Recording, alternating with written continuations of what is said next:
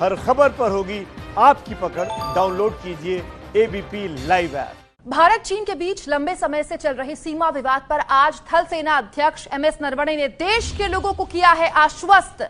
नरवणे ने कहा है कि मैं देश के लोगों को सुनिश्चित करना चाहता हूं कि चीन के साथ सीमा पर स्थिति नियंत्रण में है। कोर कमांडर स्तर पर कई दौर की बातचीत चल रही है, बातचीत सही दिशा में चल रही है। भारत चीन सीमा पर हालात काबू में हैं, ये कह रहे हैं देश के सेना अध्यक्ष, और ये कह रहे हैं कि मैं देश को आश्वस्त करना चाहता हूं कि जिस गति में और जिस दिशा में जनरल लेवल की बातचीत चल रही है, भारत चीन बॉर्डर पर लगातार पिछले कई दिनों से तनाव है, ये बातचीत बेहतर स्थिति ही पैदा करेगी देश के लिए। सुनिए क्या कहा एमएस नरवणे ने। I would just like to assure everyone that the entire situation along our borders with China is under control. We are having a series of talks which started with the Corps Commander level talks on the 6th of this month. This has been followed up by a number of meetings at the local level between commanders of equivalent ranks, and as a result of this, a lot of disengagement has taken place. And we are hopeful that through this continued dialogue that we are having, all perceived differences that we have will be set to rest. As I said right at the beginning, everything is under control. सीधे लिए चलते हैं आपको हमारे सहयोगी प्रणय उपाध्याय के पास। और प्रणय, जब सेनाध्यक्ष कहे कि बातचीत सही दिशा में बढ़ रही है तो फिर हमें आश्वस्त वाकई हो जाना चाहिए। क्या वाकई ऐसी स्थिति है कि बहुत जल्द हालात नियंत्रण में आ जाएं? क्योंकि पिछले 3-4 दिनों से जो सुर हैं दोनों तरफ से काफी नर्म भी दिखे हैं, बयान बहुत कड़े नहीं हैं।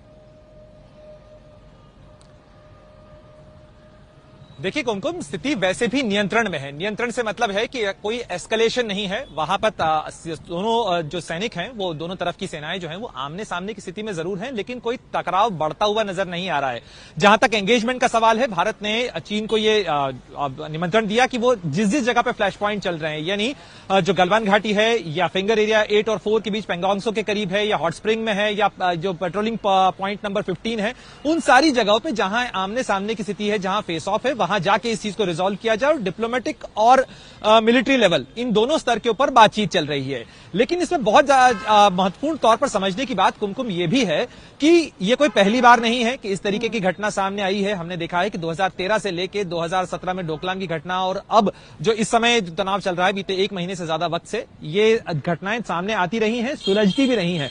लेकिन जो स्ट्रैटेजिक आंसर चीन को दिया जा रहा है इस पूरे मामले के अंदर, कि अगर आप सीमा के हद के ऊपर तंबू लगाकर बैठते हैं, आप ताकत दिखाने की कोशिश करते हैं, तो आपको ताकत का जवाब ताकत से मिलेगा। आपको इस चीज को समझना होगा कि भारत को आप अपनी संख्या से या अपनी ताकत से डरा या धमका या पीछे हटने के लिए मजबूर नहीं कर सकते हैं। आप इस चीज के लिए तैयार रहें। और पेट्रोलिंग के अंदर बाकायदा दोनों देशों के बीच में ये जो एग्रीमेंट्स हैं 1993 से लेके 2013 के बीच में हुआ बॉर्डर डिफेंस कोऑपरेशन एग्रीमेंट तक, उनके अंदर इस चीज का प्रोटोकॉल दिया गया है कि जब भी ऐसी स्थिति आती है तो इसे कैसे रिजॉल्व किया जाए। फिलहाल दोनों तरफ से बयान यही है कि वो एंगेज है, कर रहे हैं, आपस में बातचीत कर रहे हैं, उस मामला सुलझ जाएगा। अच्छी बात है प्रणय, अगर सुलझ जाता है तो। लेकिन हमारे साथ मेजर जनरल के सिन्हा भी जुड़ चुके हैं। तफसील से सिन्हा साहब से हम जानकारी लेंगे इस मामले में। सिन्हा साहब, सेनाध्यक्ष अगर ये बात कहते हैं कि बातचीत सही दिशा में बढ़ रही है, तो क्या आप आश्वस्त हैं? और आपको क्या लगता है कि कमांडर लेवल की बातचीत कब तक निर्णायक मोड़ तक पहुंच जाएगी?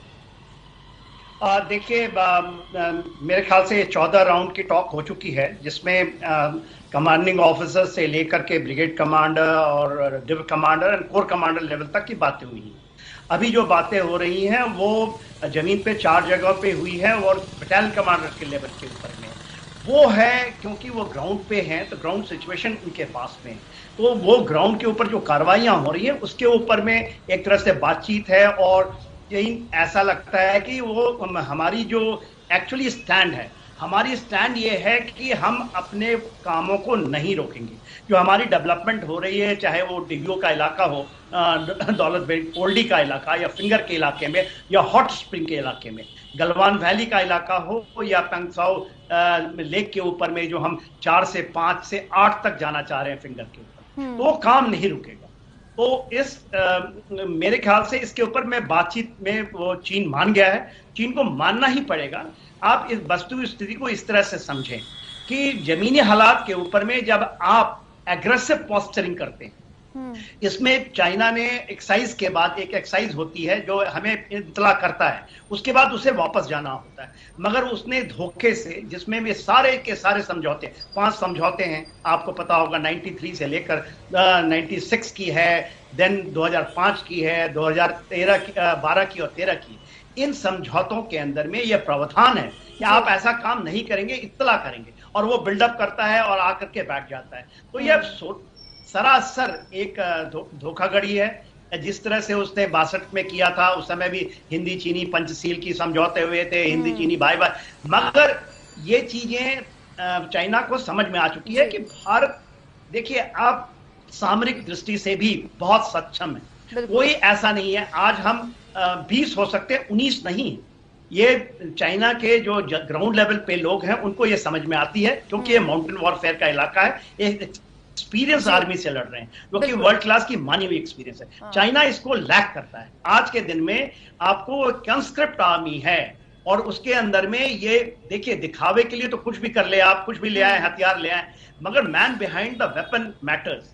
जब हमने पोस्चरिंग की है, और एग्रेसिव पोस्चरिंग इतनी ज्यादा है, ये रिजर्व ही नहीं है हमारे, मैं आपको इसके टीवी पे नहीं बता पाता हूं, मगर जो हमारी एक्चुअली ऑफेंसिव फॉर्मेशंस भी हैं, हम उस एग्रेसिव में हैं कि हम पीछे नहीं हटेंगे, और यदि जरूरत पड़ा। जो बात आपने कही उसी को आगे ले जाना चाहती हूँ, कहकर कि हम 62 का भारत इसलिए भी नहीं है क्योंकि अब हमें कोई छेड़ता है तो हम उसको छोड़ते नहीं हैं।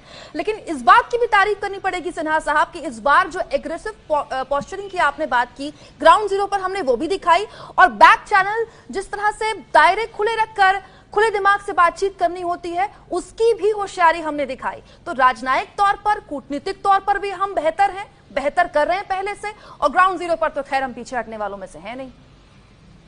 एब्सोल्युटली, आप सही फरमा रही हैं, एब्सोल्युटली। देखिए, आज के दिन में आप देखिए, ये 2020 का भारत की बात नहीं है, आज पूरे वर्ल्ड ऑर्डर चेंज हो रहा है।